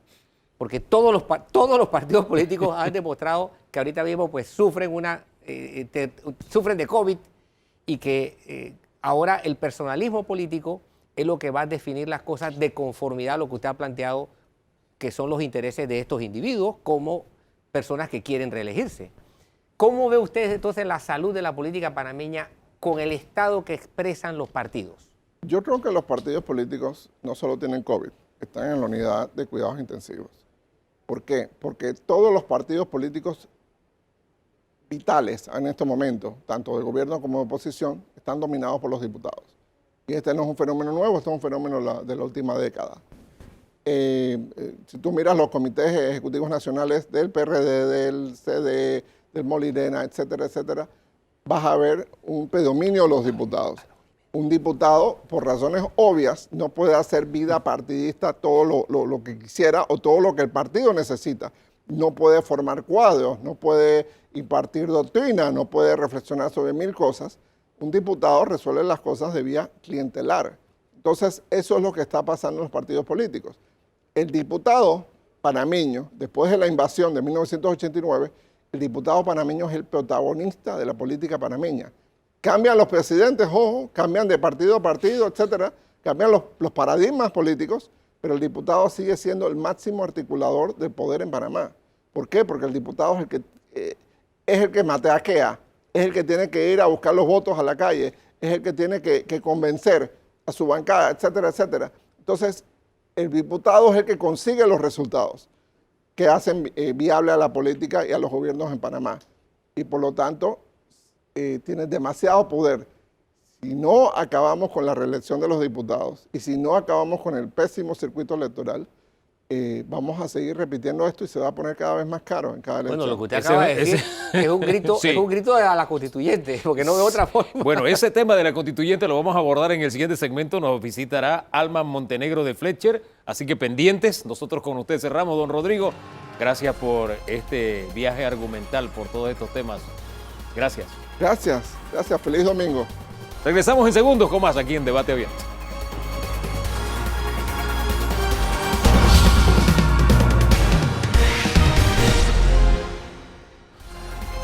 De regreso nos acompaña, tal como lo habíamos avanzado, Alma Montenegro de Fletcher. Cómo no, muchas gracias por la invitación, Hugo. Gracias a usted por aceptar y acompañarnos. Y como en el cambio comercial había una conversa sabrosa entre ustedes, yo permito que usted comience este segmento, don Danilo, ¿le parece? Sí, cómo no. Para mí es una distinción entrevistar a la licenciada Alma Montenegro de Fletcher. Y obviamente si algo hay que hablar con usted es de leyes. Y la primera cosa que le tengo que plantear o preguntar en esta coyuntura es, ¿Panamá es un país de leyes? ¿Se respeta la ley en Panamá? ¿Es un referente para la conducta de las personas? Ese es como un curso de la Facultad de Derecho, Danilo. Realmente, aquí hay un problema cultural. ¿Por qué? Porque a pesar de que vivimos en una sociedad organizada, en donde se supone que todos debemos de ser conscientes que vivimos en un régimen ordenado por leyes, hay un problema cultural de falta de, primero, conocimiento, segundo, compromiso, tercero, la ausencia de un trabajo de investigación sobre por qué los panameños y panameñas tenemos esa actitud en donde soslayamos muchas veces el compromiso de que vivimos en una sociedad organizada, porque las leyes son para que se cumplan. Y hay que recordar que las leyes surgen en la sociedad griega y en la sociedad romana precisamente para ayudar a que la sociedad supere el régimen de esclavitud que había. Y los griegos y los romanos, con mucha inteligencia, a pesar de que allá no todos eran ciudadanos, deciden ayudar a estructurar ese esquema del régimen del derecho romano, del derecho civil, del derecho que va a ayudar a que la sociedad funcione mejor. Pero ¿qué pasa? Que con la evolución que ha habido, no se ha logrado hacer conciencia, y eso forma parte entonces de la educación y de la cultura. Vamos, yo creo que usted con los años de experiencia en el ejercicio del derecho, usted es de la generación del 61. De hace mucho tiempo, Hugo. Hace un par de días nada más. Lo que trato de decir es que usted tiene una experiencia en el ejercicio de derecho, ha sido jueza, en fin.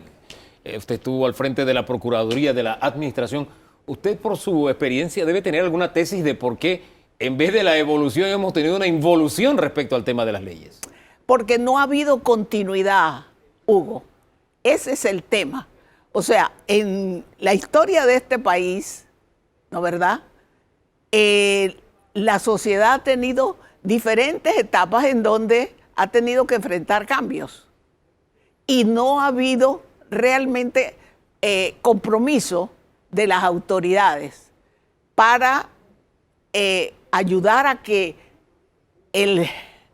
el pueblo, el conglomerado, entienda que vivimos en un estado, mejor dicho, en una sociedad que ha acordado aceptar reglas. Ahora, esas mismas autoridades no nos han enseñado de que hay mecanismos para que las leyes no te afecten o jugarle vivo a las leyes.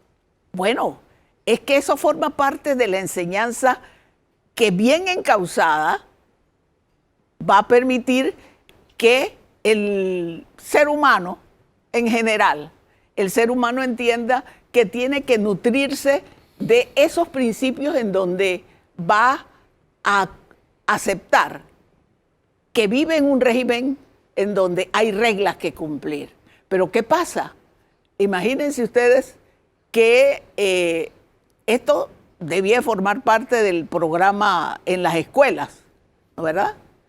O debía formar parte de lo que se transmite a través de los medios de comunicación. Aquí hubo un esfuerzo, se estableció una emisora en donde se daban programas de información y de ayuda a entender el régimen que tenía Panamá, pero eso no se le dio continuidad. Y estamos afrontando ahora una crisis mucho más grave, y no solamente por la pandemia, porque ahora todos nuestros problemas se le atribuyen a la pandemia. No, es que es necesario que tanto gobernantes como gobernados entiendan que tenemos que ayudar, porque aunque yo ahora no tengo ningún cargo, vamos a decir, de autoridad, todos tenemos el compromiso de comprometernos a ayudar a que la sociedad funcione mejor. Y si no alcanzamos ese acuerdo, ¿qué va a pasar con esta república? Hay quienes aquí en esta mesa han planteado el Estado fallido. ¿Usted lo ve en el horizonte? Mire, los panameños y las panameñas somos buenos. Realmente, aquí el panameño y la panameña se distinguen por tener sensibilidad, por sentir y por creer en los demás. Lo que ocurre es que también han fallado los programas de educación y el estudio de la estructura que hay ahora mismo en la sociedad. Por ejemplo, yo hablaba con una autoridad de la Dirección de Estadística y Censo hace un tiempo y le preguntaba, ustedes han incluido en el cuestionario al que van a someter a toda la población de Panamá, ¿cómo está estructurada la familia? Porque en este país hay un problema de desintegración familiar grave. Mayúsculo. Mayúsculo. De una enormidad que es lo que en muchas ocasiones está determinando los problemas que se generan en la... Ahora, si somos un país en el que no respetamos las leyes, y fíjese que lo digo así, incluyéndonos primera persona plural, si elevamos el tema al nivel constitucional, que es el gran debate en este momento, se está hasta recogiendo firmas para una constituyente paralela. La pregunta sería, entonces, ¿necesitamos una nueva constitución? Hugo, antes de contestar eso, yo voy a permitirme un comentario, así como lo he adelantado. O sea, la sociedad necesita normas y leyes para funcionar, ¿no verdad?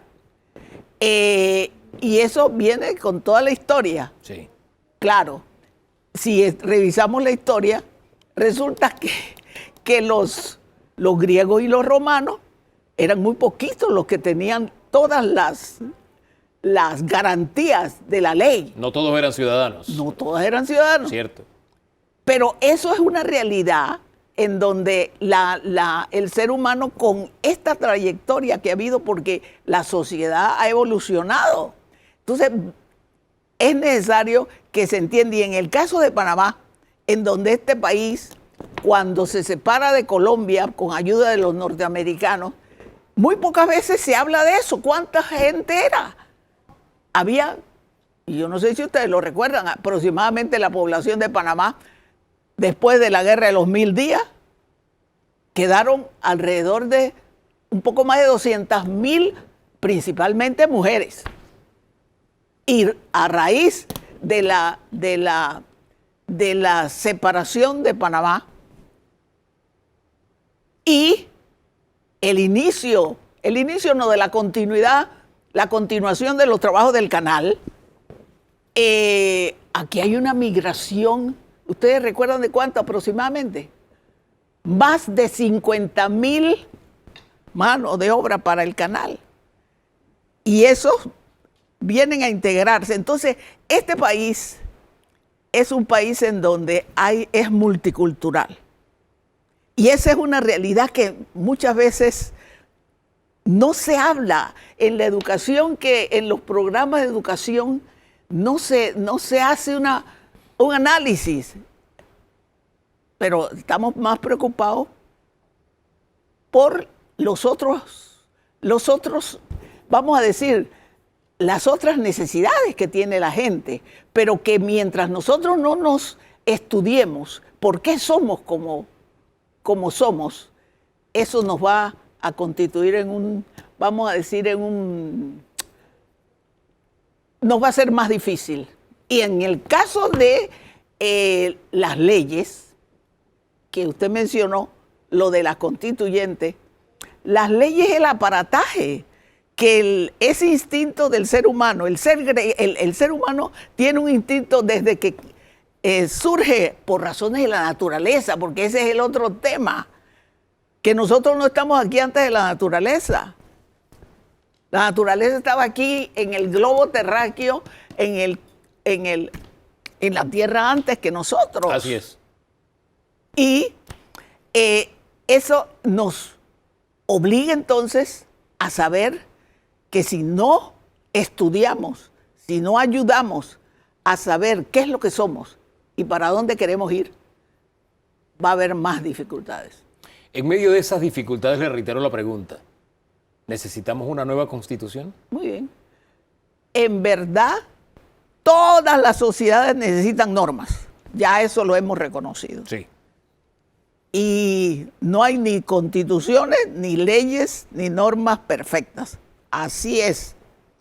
Entonces, miren, por la experiencia que yo he tenido de más de 50 años relacionadas con la necesidad de fortalecer la institucionalidad en este país, yo creo que si cumpliéramos con las normas que existen ahora mismo y los gobernantes y la sociedad, con ayuda de los gobernantes, se comprometiera a cumplir con lo que tenemos, yo creo que avanzaríamos. Independientemente, como les he dicho, no hay leyes perfectas, no hay constituciones perfectas. Pero un esfuerzo de esta clase, yo creo que los recursos que se destinen a eso, tanto no solamente los recursos económicos, sino los recursos de la concentración, de la distracción, yo creo que hay que destinarlos a otras cosas más importantes. Por ejemplo, esto es saber quiénes somos realmente y para dónde queremos ir. Don Danilo. Escuchaba y recordaba todos los panameños que han trabajado sobre nuestra identidad en términos académicos, ¿no?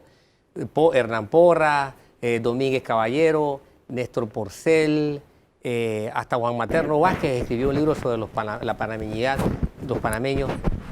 Pero como que independientemente de lo multicultural que somos, tenemos denominadores comunes. ¿Será un denominador común el hecho de que hoy día a los panameños, como que, o por lo menos para algún grupo de panameños, un gobierno fuerte, un gobierno rígido, de vocación dictatorial, de perfil duro, que ponga a la gente en cintura, por decir algunas expresiones que reflejen autoritarismo, sea algo que la sociedad panameña o algún sector esté anhelando? ¿Anhela el panameño de alguna forma cierto grado de autoritarismo en vez de una ventana de una constituyente? Entre esos dos caminos, o sea, ¿hay opciones? Estimado Danilo, mi criterio con respecto a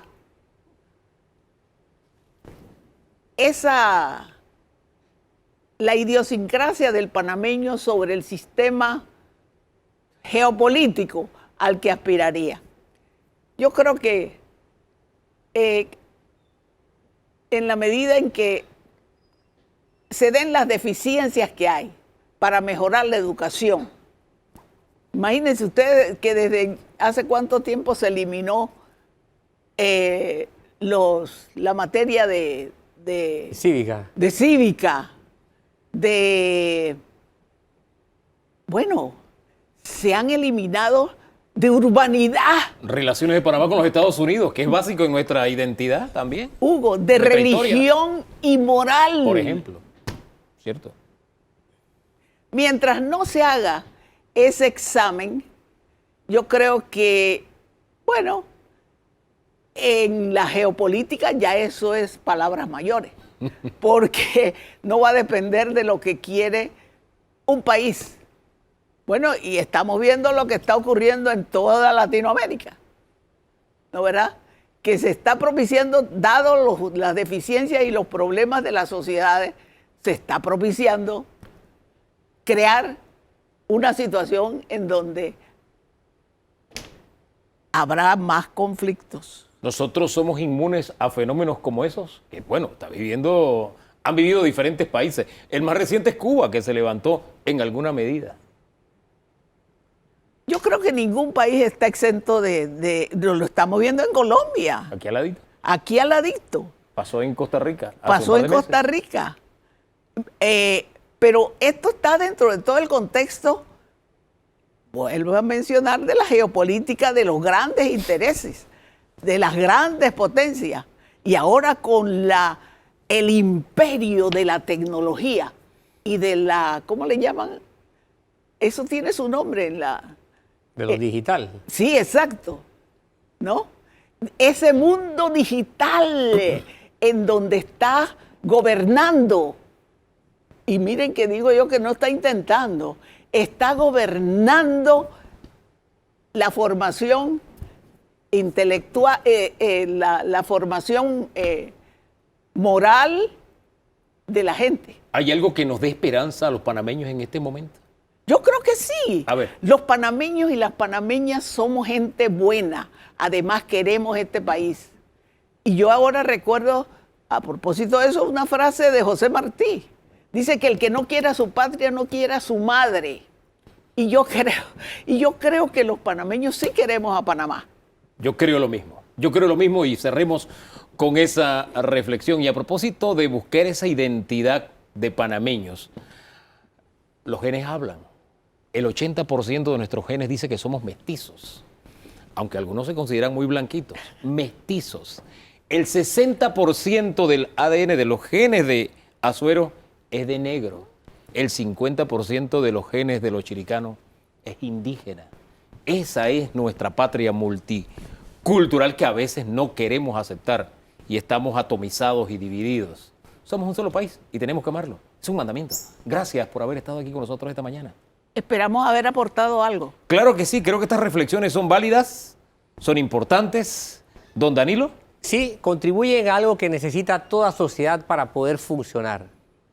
Toda sociedad necesita tener clara cuál es su identidad, saber quiénes somos y hacia dónde vamos. Oiga, las cifras que le di datan del año 2006, Universidad de Panamá, un estudio molecular de nuestros genes. ¿Quiénes somos? Eso, somos nosotros. Además, se las voy a redondear de esta manera. El panameño en general tiene un 39.7% de genes indígenas, 32.9% de genes negros y 27.4% de genes blancos. Lo menos, imagínense.